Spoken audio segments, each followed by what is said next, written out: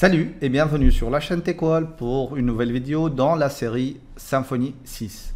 Donc ce que nous avions vu dans les dernières vidéos, c'était Twig et quelques fonctionnalités particulières. Nous avons vu comment créer nos pages Twig, nous avons vu les différents éléments qui composent une page Twig et nous avons défini les fonctions et les filtres pour finalement dans la dernière vidéo présenter l'ensemble de façons pour créer vos propres filtres, que ce soit des filtres ou que ce soit des fonctions en utilisant ce qu'on appelle la classe Abstract Extensions et les Custom Twig Filter et Twig Function. Dans cette vidéo, on va passer à la partie structure. Donc on va voir comment créer des structures conditionnelles au niveau de Twig et comment créer des structures itératives. D'accord? Donc on va voir un petit peu de théorie et ensuite on va partir à la pratique de cette partie théorie-là. Voilà. Donc, pour créer une structure conditionnelle, c'est très simple. Il suffit de créer un bloc if. On l'a vu dans un petit exemple. Donc, ce bloc if-là, il va prendre en paramètre une condition. Cette condition va être évaluée comme n'importe quelle structure conditionnelle à true ou bien à false. Si il est à true, ce bloc-là va apparaître dans votre interface. Sinon, il ne va pas apparaître. Du coup, ce petit exemple-là, si on a l'employé qui a un salaire qui va être inférieur à 250, ce salaire-là, il va lui afficher ce salaire est inférieur au SMIC. Donc, d'un point de vue fonctionnel, cette valeur-là, cet élément plutôt, ce bloc de texte-là, ne sera affiché que si le salaire de l'employé est inférieur à 250 unités. Ça dépend de la devise que vous utilisez. Et juste pour rappeler, lorsqu'on utilise point salaire, qu'est-ce qu'il va faire? Il va vérifier qu'employé c'est un tableau ou non, sinon qu'il a une propriété salaire, sinon il va aller vérifier si c'est un objet ou non. Si c'est le cas, est-ce qu'il a un attribut public qui s'appelle salaire, sinon une méthode public qui s'appelle salaire, sinon un get salaire, sinon un is salaire et ainsi de suite. Donc tout ça, Twig le fait pour vous automatiquement. Ensuite, la deuxième chose qu'on va voir, c'est le else. Donc, le else dans Twig, c'est tout simple. Vous avez if condition. Si vous avez une autre condition, ça va être else if une deuxième condition. Si vous avez un else, c'est-à-dire que les deux autres conditions ne sont pas correctes, vous faites un petit else, tout simple, et là, vous allez avoir votre dernier bloc. Du coup, dans ce petit exemple, qu'est-ce qu'on a? Si la température de la maison est inférieure à 0, il va afficher très froid. Sinon, si elle est inférieure à 10, automatiquement inférieure à 0, il va afficher uniquement froid. Sinon, c'est une bonne température. Donc ça, c'est la deuxième façon pour définir ou créer une structure conditionnelle. Vous avez aussi un ensemble de propriétés que vous pouvez utiliser dans vos structures là. Par exemple, l'équivalent de is7 qui est en PHP vérifie qu'une variable est définie et non nulle, c'est le mot-clé isDefined. Donc isDefined, si vous lui passez une variable, il va vérifier que cette variable-là existe et non nulle. Donc ici, si on lui dit if ma variable isDefined, il va vérifier si cette variable-là existe, donc si elle est visible au sein de votre page Twig, si vous l'avez passée à votre page Twig, et est-ce qu'elle est non nulle. Si c'est le cas, il va afficher j'existe, sinon il ne va pas le faire. Vous avez aussi des paramètres existants qui vérifient est-ce que ce que vous lui passez est pair ou impair. Donc even c'est pour le pair et odd c'est pour le impair. Généralement, on utilise ce genre de choses pour l'affichage, par exemple, d'un tableau ligne par ligne avec des couleurs différentes. Et on va voir un petit exemple juste après la partie théorique. Finalement, on va voir comment créer une boucle. Donc, pour créer une boucle, c'est for, comme on l'a vu dans nos exemples des précédentes vidéos. L'élément sur lequel vous allez boucler in votre tableau, votre itérable. Ça peut être un tableau, ça pourrait être une array list. L'important, c'est quelque chose sur lequel on peut itérer, d'où le terme itérable.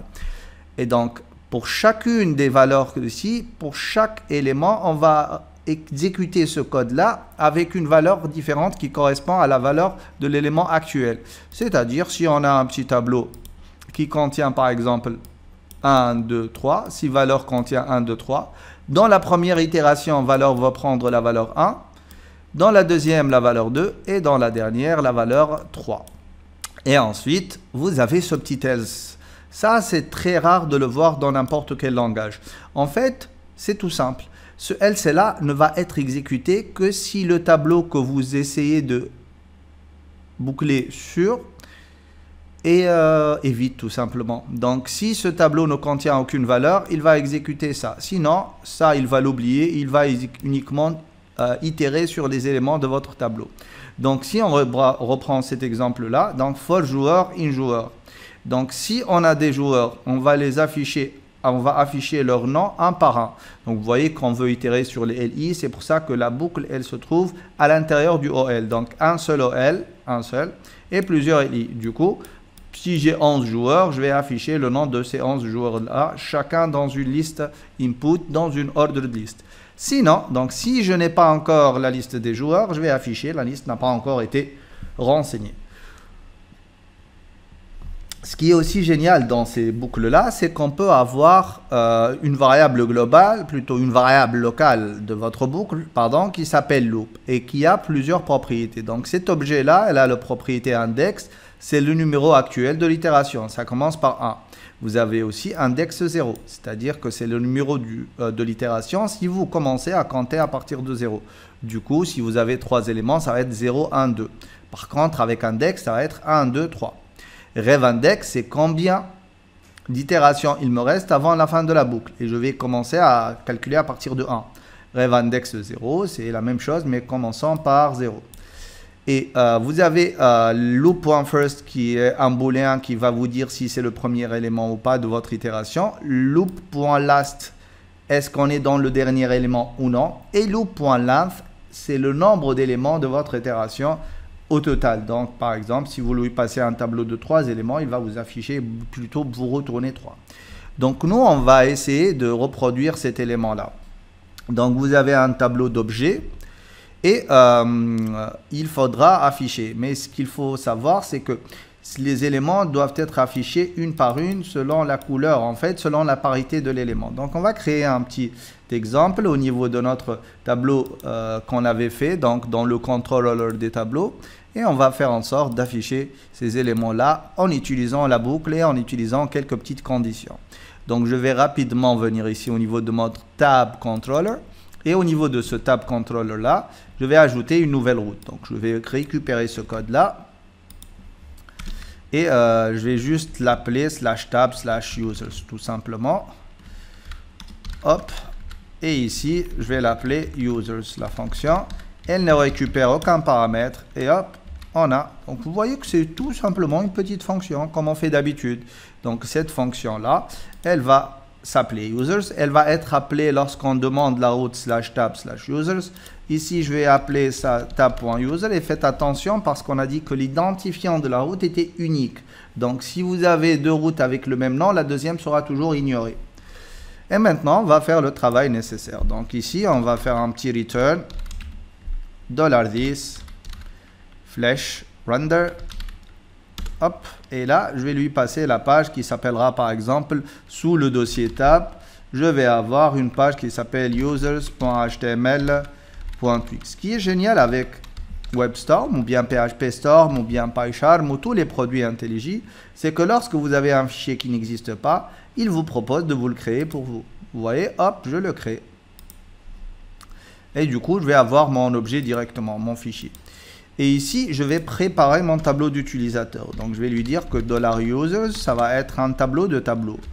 Et chaque tableau, ça va être ici, qui représentera un utilisateur. Donc, on va avoir la clé âge, la clé name et la clé first name. Donc ici, je vais lui dire first name.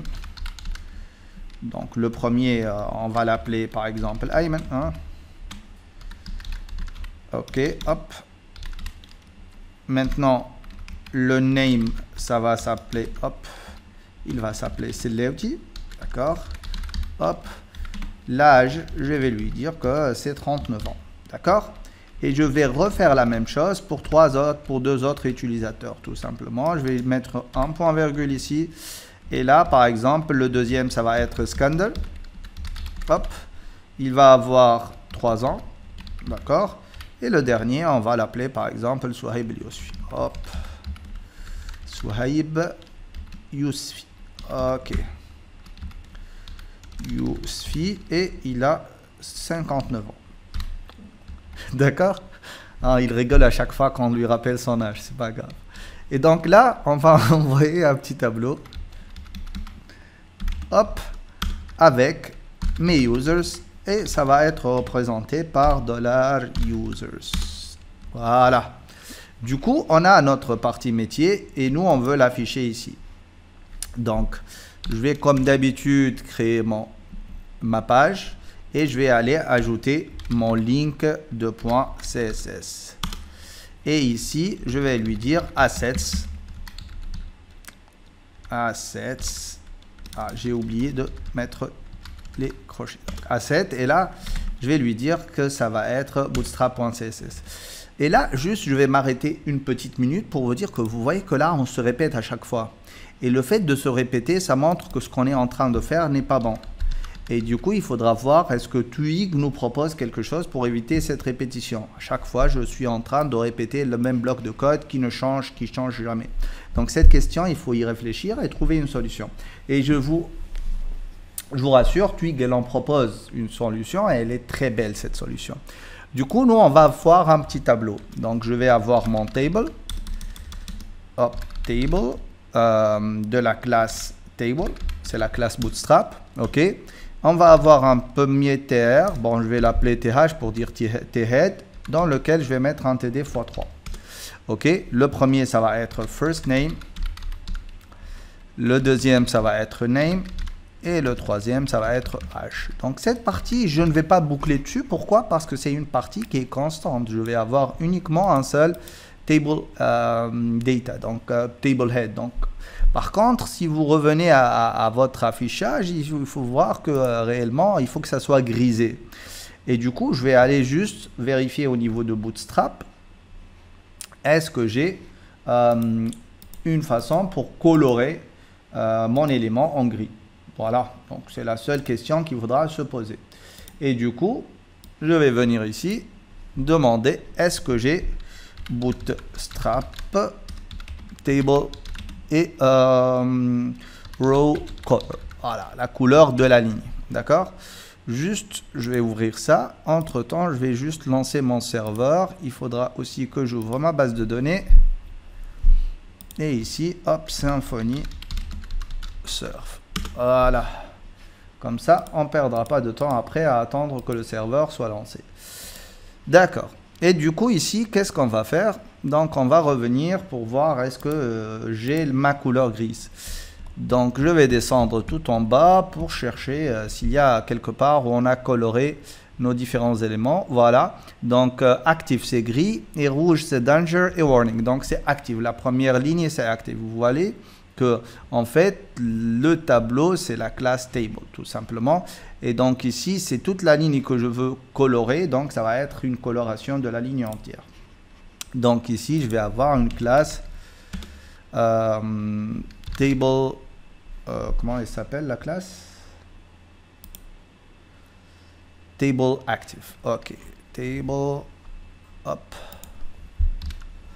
-active. Voilà, ça c'est pour notre TH. Maintenant on va avoir des TR et chaque TR elle va contenir 3 TD, donc TD x 3. Ok, et ça c'est sur cet élément là que je vais boucler. Du coup je vais faire une petite boucle, donc for user, pour chaque utilisateur dans mon tableau d'utilisateur, dans mes users, je vais afficher une ligne. D'accord? Du coup, je vais fermer ici ma boucle, donc end for, et je vais afficher ma petite ligne. Donc ici, je vais avoir besoin de quoi? De user.first name. Ok. Dans la deuxième, ça va être mon user.name. User.name. Et dans ma troisième, ça va être mon user.h. Normalement, on a terminé la première étape, c'est-à-dire de dessiner le tableau et de l'afficher la première bande en argenté. On va tester est-ce que ça marche ou pas, et ensuite on va passer à l'étape suivante. Du coup ici je vais chercher quoi? Localhost 2.8000/tab/users. Ah, c'est /user uniquement, c'est ça? Non, c'est pas ça. Je vais juste vérifier ma route. Tab/users. OK. Donc, ici, je vais vérifier est-ce qu'il n'y a pas un HTTPS, voilà, comme d'habitude, qui s'est ajouté. Et là, c'est users. Et on va chercher ça. Et logiquement, je devrais avoir un joli affichage avec mes éléments, avec les 3 utilisateurs que j'ai ajoutés au niveau de ma partie contrôleur. Il me dit que first name for array key with keys first name hash does not exist. OK. Comment ça, does not exist? Donc, first name hash, ça c'est mon objet users. OK. Et là, c'est la page users.html.twig. Et là, pour chaque user in users, il faudra que j'accède à ces éléments-là. Donc là, il y a quelque chose qui cloche. Donc je vais essayer de débugger ça. Je vais venir ici et je vais lui dire, bah, dump-moi ma variable users. Et en fait, en faisant un dump de users, il va m'afficher en fait le contenu de ma variable user. Peut-être que je me suis trompé. Et ici, au niveau de votre debugger, vous allez avoir un petit dump. Donc apparemment, je me suis trompé complètement de page. Donc ici, au niveau de tab controller, c'est tab/user.html. Non, on est bon. Pourquoi ça ne marche pas? Donc return $this/render. First name, user, c'est un tableau de tableaux. Chaque tableau a une clé valeur. Donc logiquement, ça devrait être bon. Qu'est-ce qui cloche ici? Je vais faire un petit DD de $users pour voir qu'est-ce que ça donne. OK. Voilà. On actualise.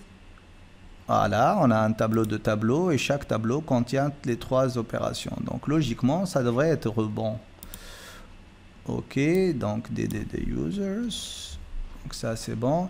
Ici, je vais juste récupérer ça, CTRL X.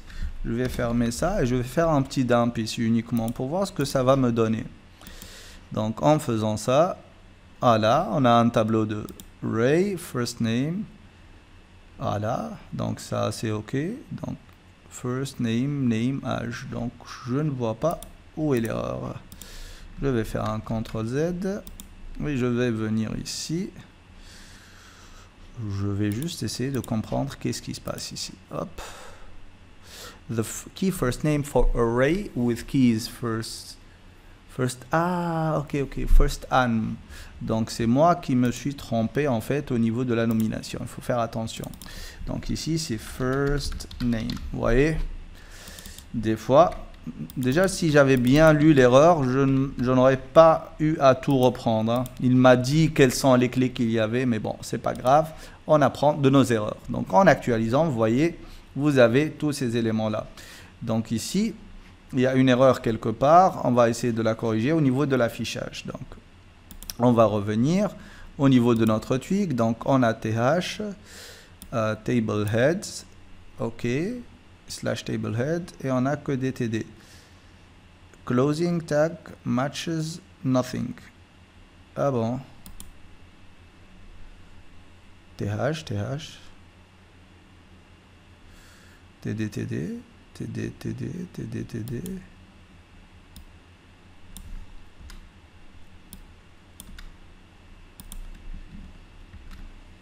OK. Ah oui, TH c'est à la place de TR. Je ne sais pas qu'est-ce que j'ai. Désolé. Donc je reprends et vous voyez, ça marche parfaitement. Maintenant, on voudrait colorer nos éléments ligne par ligne. Donc ici, en fait, réellement, qu'est-ce qui va se passer? Au niveau de notre classe, notre tag tr, on va avoir une classe. Ou bien ça va être du table active, ou bien ça va être du table, non, ça va être du table warning si on veut que ça soit du jaune, ou bien ça va être du table danger. Et cette valeur-là, elle va être dépendante de quoi? Elle va être dépendante du fait qu'on soit dans un élément pair ou impair de notre boucle. Et donc du coup, il nous faut une condition if. Donc je vais faire ici un petit if. If quoi? If loop point index, et ici on va lui dire is odd par exemple. Vous voyez, si l'index de la loupe est pair, qu'est-ce que je vais faire? Je vais afficher par exemple danger, et sinon qu'est-ce que je vais faire? Donc else, je vais tout simplement afficher warning. Vous voyez, on utilise la loop, on utilise la condition. Et ici, je vais lui dire end if. Ou plutôt, oui, c'est end if. Et du coup, qu'est-ce que je lui ai dit? Si on est dans un élément pair de notre boucle, bah, affiche-moi danger, sinon tu vas m'afficher warning. Ce qui fait que pour chaque itération, il va ou bien m'afficher danger, ou bien m'afficher mon petit warning. Et si je reviens ici, que j'actualise, vous allez voir que ça va se transformer en une couleur qui va varier selon l'ordre de parité ou d'imparité. Donc si vous inspectez ici, vous allez trouver que dans le TR, Table Danger, et dans l'autre TR, c'est Table Warning, Table Danger, et ainsi de suite. Donc on a terminé avec ces itérations et ces conditions, donc les structures conditionnelles et itératives pour nos tweaks. Dans la prochaine vidéo, on va essayer de voir de nouvelles fonctionnalités de votre moteur de templating Tweak. À la prochaine vidéo sur Tcall. Ciao!